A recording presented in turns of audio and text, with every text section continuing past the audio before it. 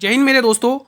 आप सभी का स्वागत है। तो जैसा कि आप सभी को पता है कि आपके एग्जाम 16 मार्च से स्टार्ट हो चुके हैं और 16 मार्च से लेके आज 23 मार्च तक जैसे क्वेश्चन पूछे गए वैसे ही उसी से रिलेटेड एक्सपेक्टेड पेपर नंबर 6 में आपके सामने लेके आ चुका हूं। जिस भी स्टूडेंट का पेपर 24 तारीख, 25 तारीख और 27 मार्च को है वो स्टूडेंट इस क्लास को जरूर देखें। सारे क्वेश्चन इसी प्रकार से एग्जाम में आ रहे हैं दोस्तों, ठीक है। तो पहला क्वेश्चन आ चुका है, बिना समय गंवाए। All India forward block party की स्थापना किसने की थी? बहुत ही इंपॉर्टेंट क्वेश्चन है। चलिए आंसर दीजिएगा कमेंट बॉक्स में, सभी स्टूडेंट बताएंगे। तो इसकी स्थापना दोस्तों सुभाष चंद्र बोस ने की थी। और कब की थी? 1939 में। याद रखना डेट, ठीक है। अगला क्वेश्चन, सारे क्वेश्चन आपको अटेंड कर लेने दोस्तों। आपको कमेंट करके ये भी बताना है कि आपका एग्जाम किस डेट में है, किस शिफ्ट में है और अभी तक एडमिट कार्ड जारी हुआ या नहीं हो। तो ये बेसिक क्वेश्चंस के आंसर कमेंट बॉक्स में बता सकते हैं। 1817 का जो पाइका विद्रोह है कल की शिफ्ट में ही पूछा था और ये मॉडल पेपर सीरीज में क्वेश्चन करवा चुका हूं। किस राज्य में हुआ था बताएंगे आप लोग। देखो मैं वैसे ही क्वेश्चन करवा रहा हूं जैसे पेपर में आ रहे हैं। तो जिन भी स्टूडेंट का पेपर 24, 25 और 27 मार्च को है, स्पेशली वो स्टूडेंट इस क्लास को जरूर देखें। इसका सही जवाब हो जाएगा दोस्तों, ये ओडिशा का है। Option number C will be the right answer. तीन कठिया प्रणाली यानी कि नील की खेती के खिलाफ 1917 का चंपारण सत्याग्रह किसके नेतृत्व में हुआ था? बहुत ही इंपॉर्टेंट क्वेश्चन है दोस्तों। और इस चंपारण सत्याग्रह को दोस्तों करने के लिए किसने आमंत्रित किया था? महात्मा गांधी जी को। पहले तो आप टिक करेंगे महात्मा गांधी जी। तो किसने आमंत्रित किया था? राजकुमार शुक्ल ने। नाम पूछा जाता है, याद रखना, ठीक है। अगला क्वेश्चन, और यह आंदोलन दोस्तों बिहार में हुआ था दोस्तों। चंपारण बिहार में जगह पड़ती है। पश्चिमी तटीय मैदान का उत्तरी भाग जो कि गुजरात से गोवा तक है उसे क्या कहते हैं? ये क्वेश्चन मैं मॉडल पेपर सीरीज में करवा चुका था और ये क्वेश्चन कल की शिफ्ट में आया हुआ है। चलिए बताइए इसका आंसर। तो मैं वैसे ही पढ़ा रहा हूं जैसा क्वेश्चन आपको एग्जाम में देखने को मिल रहे हैं, ठीक है। तो इसका आंसर बताएंगे। इसका सही जवाब हो जाएगा कोंकण तट। Option number B will be the right answer. अगला क्वेश्चन, पश्चिमी तटीय मैदान का दक्षिणी भाग क्या कहलाता है? यह भी शानदार क्वेश्चन है, बताएंगे इसका आंसर। पश्चिमी तटीय मैदान का दक्षिणी भाग क्या कहलाता है? तो यह कहलाता है मेरा भाई मालाबार तट। Option number C will be the right answer. अगला क्वेश्चन, फीफा महिला प्लेयर ऑफ द ईयर 2025 का खिताब किसने जीता है? शानदार सा क्वेश्चन है, बताइए इसका आंसर। भाई एक छोटी सी रिक्वेस्ट है, जो भी चैनल पर नए विजिट कर रहे हैं एक बार जल्दी से चैनल को सब्सक्राइब कर लेंगे, बेल नोटिफिकेशन बेल को प्रेस कर लेंगे ताकि अपकमिंग वीडियो का नोटिफिकेशन यूट्यूब सबसे पहले आपको दे। बताइए इसका आंसर। तो एताना बोनमाटी अगर आप टिक कर रहे हो तो बिल्कुल सही टिक कर रहे हो, बी ऑप्शन। करंट अफेयर के क्वेश्चन भी काफी पूछे जा रहे हैं। हर शिफ्ट में कम से कम 7 से 8 क्वेश्चन करंट अफेयर के पूछने देखने को मिल रहे हैं ना। तो करंट अफेयर के लिए भी मैं क्लासेस ले चुका हूं आप लोगों के लिए। आज मैथ की क्लास अपलोड, दूसरी नंबर की क्लास अपलोड हुई है 7 बजे वाली। आज क्लास 2 थी जिसमें मैंने वही क्वेश्चंस करवाए जो एग्जाम में पूछे गए। जिन्होंने कल की क्लास अटेंड करी थी वो आज क्वेश्चन भी एग्जाम में आए हुए हैं। तो इसके बाद वो 7 बजे वाली क्लास जरूर देख लेना जो अपलोड हुई थी 1 घंटे पहले। निम्न में से कौन लंदन में पहले गोलमेज सम्मेलन में शामिल नहीं हुआ? बहुत ही इंपॉर्टेंट है दोस्तों। देखो आपको ये चीज कंफर्म करनी है। देखो फर्स्ट गोलमेज सम्मेलन, सेकंड गोलमेज सम्मेलन और थर्ड गोलमेज सम्मेलन, ठीक है। तो ये पहला वाला हुआ था दोस्तों 1930 में। कब हुआ था? 1930 में।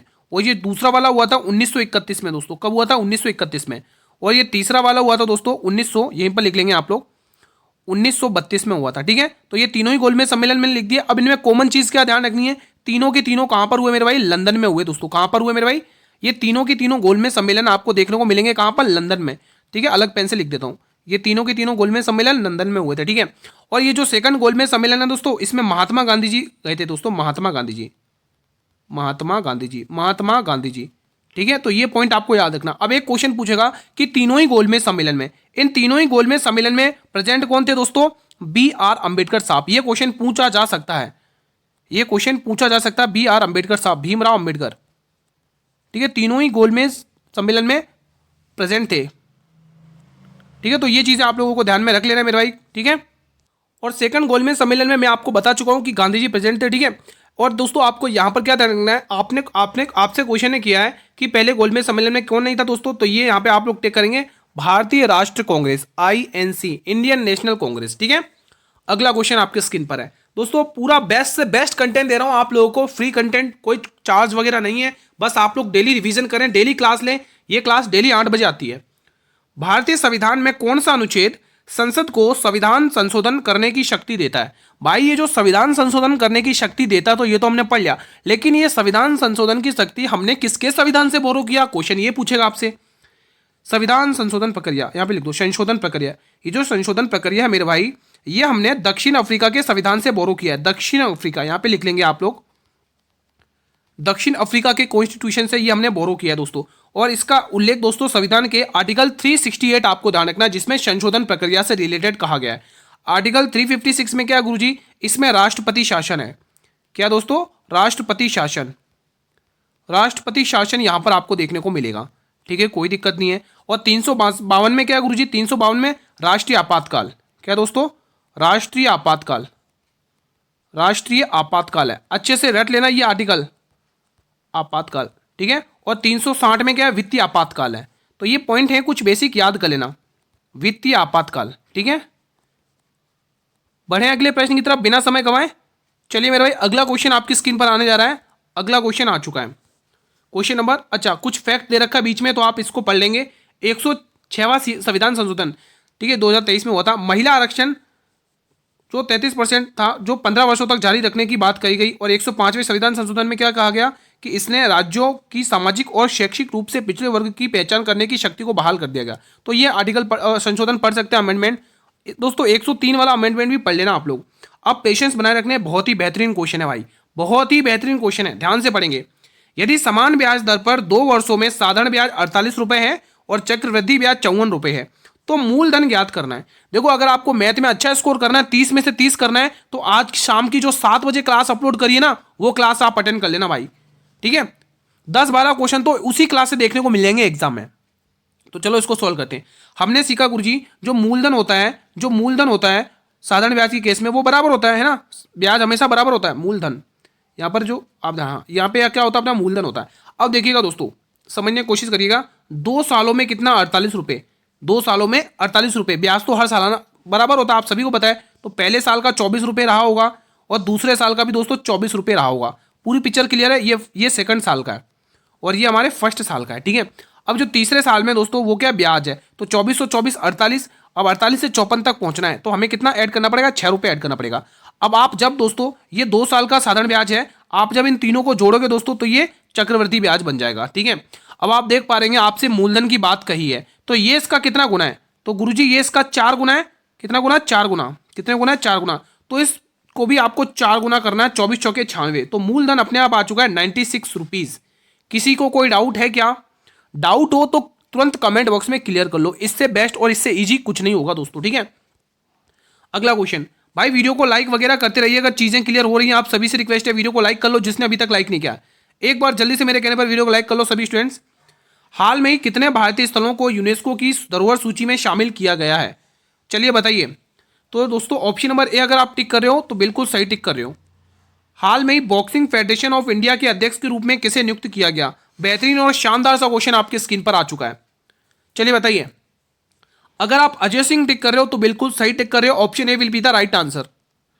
2026 में 38वें मतलब 68वें ग्रैमी पुरस्कार में एल्बम ऑफ द ईयर का पुरस्कार किसने जीता है? शानदार क्वेश्चन आपकी स्क्रीन पर आ चुका है।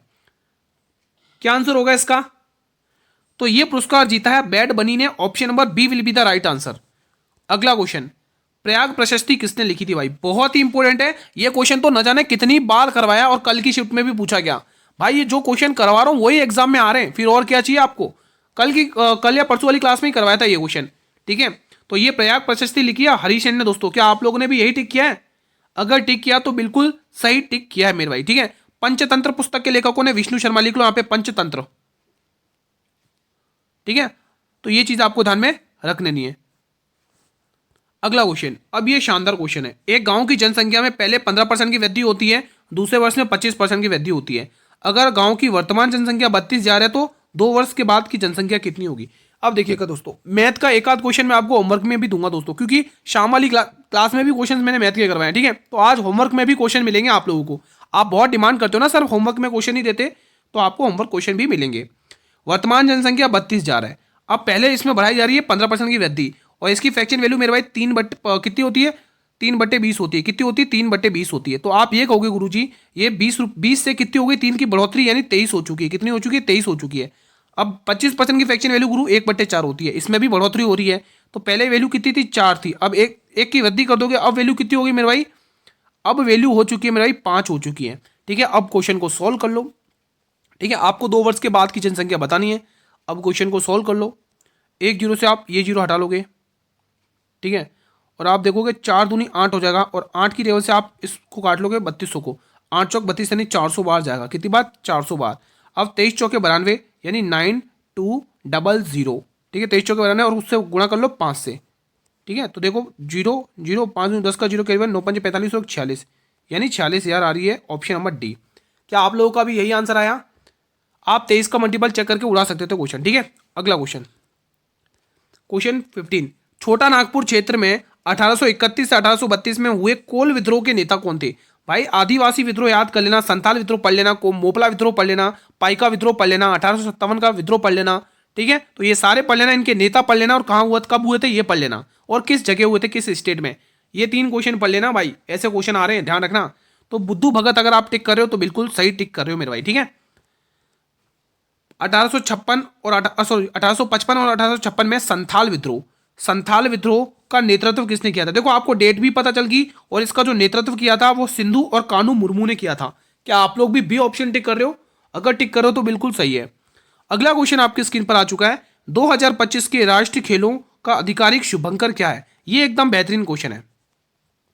आपको शुभंकर का नाम पूछा है, तो इसका शुभंकर मेरे भाई आप ध्यान रखेंगे दोस्तों, 38वें राष्ट्रीय खेल है दोस्तों, ये मौली है दोस्तों। क्या है? मौली है। अब जो ये दोस्तों 38वें राष्ट्रीय खेल है, मैं यहाँ पे लिख देता हूँ, ये 38वें हैं जो अभी 2025 में हुए, ये 2025 में हुए। लेकिन दोस्तों अब जो 39वें होंगे दोस्तों 2000 किस में होंगे? 27 में होंगे। और कहाँ पर होंगे मैं वो भी जगह भी मेंशन कर देता हूँ, ये होंगे मेघालय में। कहाँ पर होंगे? मेघालय में। और ये जो अभी हुए 38वें, ये उत्तराखंड में हुए दोस्तों। कहाँ पर हुए ये अभी? उत्तराखंड में, उत्तराखंड। तो यह चीज़ें आप लोग ध्यान में रख सकते हैं, ठीक है, उत्तराखंड में हुए। तो B option will be the right answer. अगला क्वेश्चन, मुगलों के विरुद्ध हल्दी घाटी का युद्ध किसने लड़ा था? बहुत बार करवाया क्वेश्चन है। तो दोस्तों हल्दी घाटी का युद्ध दोस्तों, ठीक है, तो यहाँ पे लिखेंगे 1576 में हुआ था। और मुगलों के विरुद्ध किसने लड़ा था? Maharana Pratap. Option number D will be the right answer. इनमें से किसने दिल्ली में अलाई दरवाजे का निर्माण करवाया? ये बेहतरीन सा क्वेश्चन है, चलिए बताइए। सही जवाब आ जाएगा Alauddin Khilji. Option number D will be the right answer. अगला क्वेश्चन देखेंगे, एमएस वर्ड में एक नया पैराग्राफ बनाने के लिए निम्न में से किस की का उपयोग किया जाता है? यह आज की शिफ्ट में ही पूछा गया, 2-3 बार करवा चुका हूं इस टाइप का क्वेश्चन। चलिए बताइए। तो इंटर अगर आप टिक कर रहे हो, ठीक है, option number C will be the right answer. भारतीय संविधान का कौन सा अनुच्छेद उच्च न्यायालयों के न्यायाधीशों के द्वारा शपथ या प्रतिविज्ञान से संबंधित है? बहुत ही शानदार क्वेश्चन है। तो इसका सही जवाब हो जाएगा आर्टिकल 219। आपको याद रख लेना, बहुत ही महत्वपूर्ण आर्टिकल है, एग्जाम में पूछा जाता है। भारत ने फाइनल में किस देश को हराकर आईसीसी महिला अंडर 19 T20 विश्व कप 2025 जीता है? यह भी एक बेहतरीन क्वेश्चन है, बताइए इसका आंसर कमेंट बॉक्स में। सही जवाब हो जाएगा दक्षिण Africa. Option number D will be the right answer. अगला क्वेश्चन देखेंगे आप लोग, क्वेश्चन बहुत ही शानदार लग रहा है, ठीक है। चलिए क्वेश्चन को सॉल्व कर लेते हैं। एक्स वाई और जेड के में आपको ये अनुपात दे रखा है, और ये राशि आपको बांटनी है, जिसमें से आपको पूछा जेड का हिस्सा। बस इतना सा क्वेश्चन है, सॉल्व कर लेते हैं, कोई दिक्कत नहीं बात है, ठीक है। तो पहले रेशियो बनाएंगे। यहाँ पर एक्स और वाई का रेशियो है, ठीक है, और यहाँ पर कितना दे रखा है? वाई और जेड का रेशियो दे रखा है। एक्स और वाई का रेशियो कितना है? 4:5 में। कितना है? 4:5 में। और वाई और जेड का कितना है? 7:6 में, ठीक है। ये चीज़ तो क्लियर है। अब आप यहाँ पे निकाल लेंगे एक्स या वाई और यहाँ जेड, यहाँ पे इनका रेशियो निकाल लेंगे, ठीक है। तो यहाँ पे देखिए आपको उल्टा एन लगाना है। 7 चौके 28 ये आ चुका एक्स का रेशियो, ठीक है, और 7 पंजे 35 ये आ चुका है वाई का रेशियो, और 6 पंजे 30 ये आ चुका है जेड का रेशियो। आपसे जेड का पूछा है, यानी कि आंसर आपका दोस्तों 10 गुणा 3 में छुपा हुआ है, यानी 3 का मल्टीपल या 10 का मल्टीपल लगा लो। 10 का तो सभी में लग रहा है, 3 का लगा लो। ये 3 का मल्टीपल नहीं है, ये 3 का मल्टीपल नहीं है, 3 के मल्टीपल 2 बच गए, यानी इन दोनों में से ही हमारा आंसर है। तो चलो कोई दिक्कत नहीं, सॉल्व कर लेते। तो देखो आपको राशि बांटना है दोस्तों 1488 रुपये। 1488 रुपये बांटने दोस्तों, 1488 रुपये में कितने में बांटने?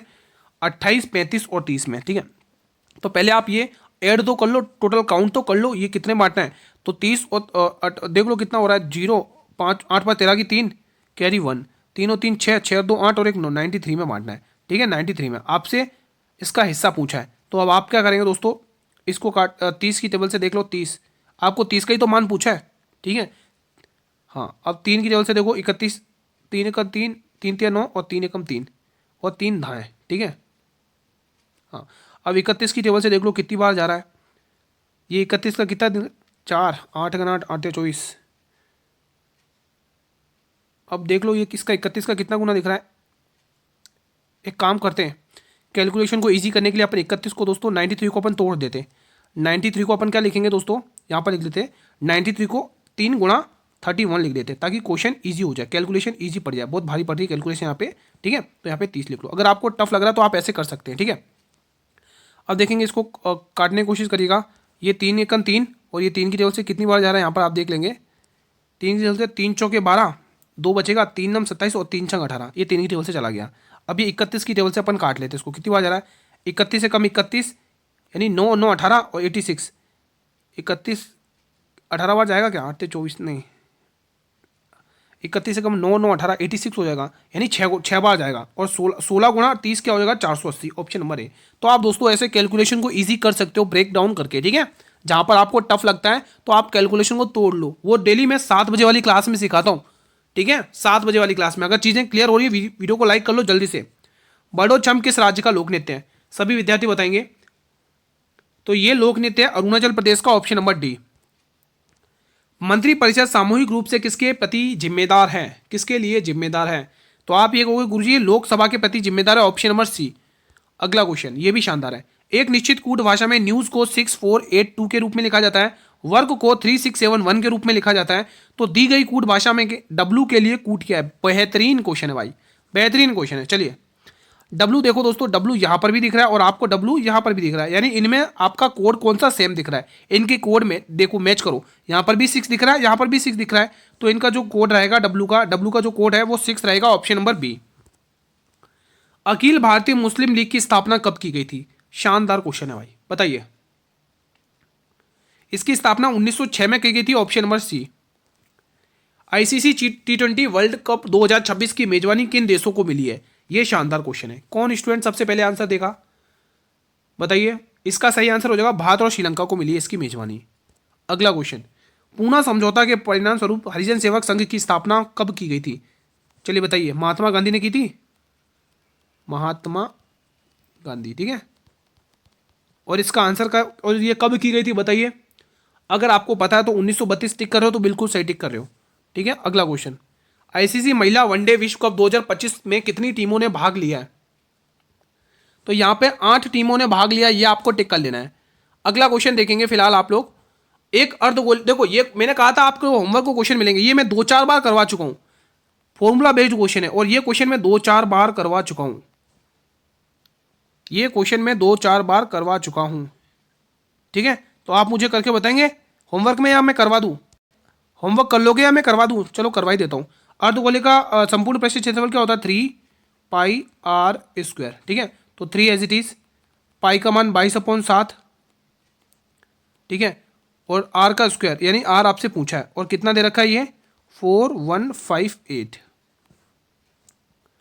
ठीक है। 11 की और 3 की जल्द से काट ले क्या, 3 की जल्द से काट लो एक बार, 3 की जल्द से काटो, 3 एकम 3, 1 बचेगा, 3 दूनी 6, 3 तिया 9, 3 तिया 9, 2 बचेगा, 3 8 24, 3 6 18, 22 की जल्द से काट लो, 22 छक्के 132, 6 बचेगा, 22 छक्के 132, 22 तिया 66, ठीक है। हाँ अब 7 को इससे मल्टीप्लाई कर लो, 7 ते 21 की 1 कैरी 2, 7 छंग 42 और 2 44, यानी आर स्क्वायर आपको दिख रहा है कितना 441। तो आर का मान आपको पता चल चुका है कितना 21, क्योंकि ये 21 का स्क्वायर है। तो त्रिज्या आपके पास आ चुकी है, वही तो पूछा उसने, ऑप्शन नंबर ए, ठीक है। अगला क्वेश्चन, ये शानदार क्वेश्चन है, आपको सॉल्व करना, बताइए।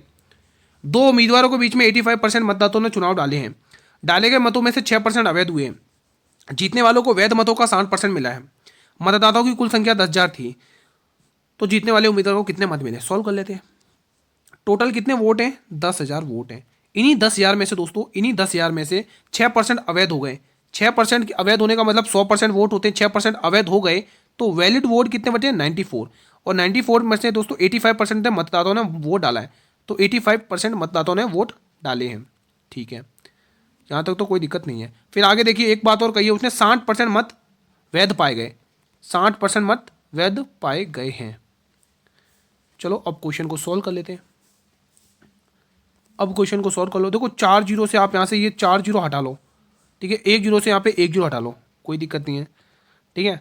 अब 5 की टेबल से काट लोगे 17 बार, 5 की टेबल से काट लोगे 2 बार, ठीक है। और 2 की टेबल से काट लोगे 47 दूनी 94, ठीक है। अब इकाई अंक का प्रयोग कर लो, 47 17 और 10 में इकाई का प्रोकोलो 7 छंग 42 की 2 और 7 14 की 4 इकाई 4 सभी का आ रहा है, यानी कि मल्टीप्लाई तो करना पड़ेगा। अगले पेज पर कर लेते हैं 47 17 और 6, 47 17 और 6, तो 17 7 119 की 9 कैरी 11, 17 चौके 68, 68 में 11 जोड़ना, 68 में 10 जोड़ोगे 78 और 79, इससे 6 से मल्टीप्लाई कर लो। 6 नम 54 की 4 कैरी 5, 6 नम 54 और 5 59 की 9 कैरी 5, 7 छंग 42 और 5 47, 47 94, यही याद है क्या? हाँ बिल्कुल है 47 94, बिल्कुल आ चुका आंसर 47 94। तो आपको ऐसे कैलकुलेशन करके उड़ा देना क्वेश्चन को। Option number D. आप 17 का मल्टीपल भी चेक कर सकते थे, ठीक है, 3 का मल्टीपल भी चेक कर सकते थे, कोई दिक्कत नहीं है। अगला क्वेश्चन, भारत के संविधान का निम्न में से कौन सा अनुच्छेद प्रेस की स्वतंत्रता से संबंधित है? देखो सारे क्वेश्चन करवा चुका हूं। 21 का जीवन की स्वतंत्रता है और प्रेस की स्वतंत्रता, 19 वाला टिक करना आप लोगों को, ठीक है। अगला क्वेश्चन देखेंगे आप लोग, किसने तुर्की यानी 40 तुर्की सरदारों को लेकर तुर्क चरगानी का गठन किया था? बिल्कुल मैंने बताया था, वास्तविक संस्थापक गुलाम वंश का, ठीक है, ठीक है दोस्तों, दिल्ली सल्तनत का वास्तविक संस्थापक था क्योंकि इसने दिल्ली को अपनी राजधानी बनाया था। फिलहाल हम बात करें गुलामों की, गुलाम कहेंगे शमशुद्दीन इल्तुतमिश, जिसने जीतल टका मुद्रा चलवाई थी। ये सारा मैं लिखवा भी चुका हूँ, पढ़ा भी चुका हूँ। एस की पत्नी कौन है? पहले एस बनाओ, और एस की पत्नी कौन बनाएंगे? एस की पत्नी कौन है भाई? जेड है। एस की पत्नी कौन है? जेड है। ये पत्नी है तो हम इसको माइनस से डिनोट करेंगे, और ये पति है तो हम इसको प्लस से डिनोट करेंगे, और इनके बीच में डबल एरो वाला रिलेशन लगा लेंगे, ठीक है। कह रहा है, क्वेश्चन कह रहा है कि एस मतलब एम और सी, ये किसकी पुत्रियां? एस की पुत्रियां। तो एक तो एस की पुत्री हो गई एम, और एक पुत्री हो गई एस की सी, तो ये पुत्रियां हैं तो हमें माइनस का सिंबल लगा लेना भाई, पुत्रियां हैं। कह रहा है सी की पुत्री कौन है? टी है। अब सी की एक पुत्री कौन आ गई? टी आ चुकी है भाई, टी आ चुकी तो माइनस में लगा लेना, ये इसकी पुत्री है। तो टी, एम का टी से क्या संबंध है? टी क्या कहेगा एम को? यानी माता, और माता की बहन, माता की बहन कहाँ गया? Option number D. तो D will be the right answer. तो ऐसे कर लेना इन क्वेश्चंस को। महात्मा गांधी जी ने नडाल कांग्रेस की स्थापना कब की थी दोस्तों? बहुत ही इंपॉर्टेंट है दोस्तों, चलिए बताइए। तो नटाल कांग्रेस की स्थापना महात्मा गांधी जी ने कब की थी बताइए, किसी को आता है क्या? तो 1893, अगर आप 1894 अगर आप टिक कर रहे हो तो बिल्कुल सही टिक कर रहे हो दोस्तों, ठीक है। अगला क्वेश्चन, हंटर आयोग की नियुक्ति कब की गई थी बताइए दोस्तों? ये काले कानून से रिलेटेड है कहानी, 1919 का जलियांवाला बाग हत्याकांड, ठीक है। 13 अप्रैल 1919, ध्यान देना डेट आपको, जलियांवाला बाग हत्याकांड के बाद हुई थी इस घटना का, ठीक है। जनरल डायर को आदेश दिया गया था गोली चलाने के लिए। एक वस्तु को उसके अंकित मूल्य पर 25% की क्रमागत छूट समान छूट देकर 864 में बेचा जाता है, तो वस्तु पर दी गई छूट याद करना है।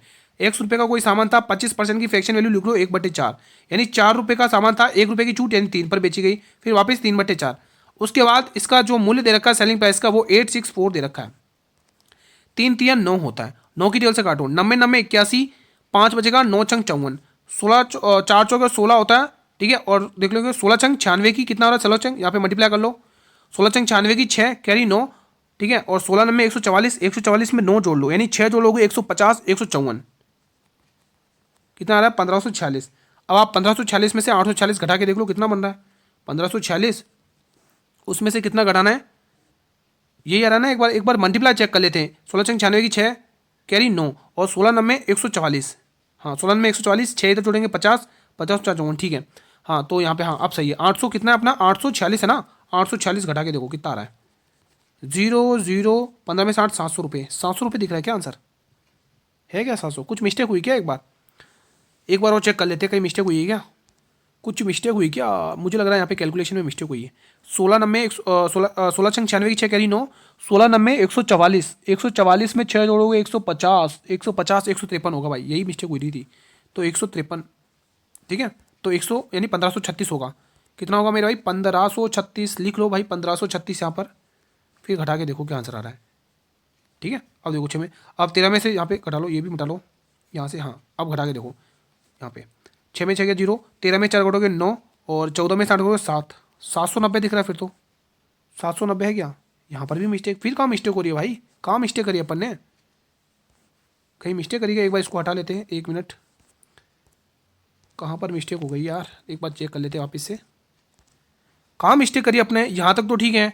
16 नंबर 16 छंग 96 की 6 कैरी 9, और 16 में 144, 153, यानी 1536, और 1536 में से अपन 800, अच्छा मैं शायद 66 लिख रहा था इसलिए, ठीक है ठीक है ठीक है ठीक है, गलती समझ में आ गई, यहाँ पे 864 है, ठीक है। हाँ तो 6 में से 4 घटाओगे 2 बचेगा, 13 में से 6 घटाओगे तो कितना बचेगा? 7 बचेगा, और 14 में से 8 हटाओगे तो 6 बचेगा, 8 से 14, ठीक है। तो 672 ऑप्शन नंबर है।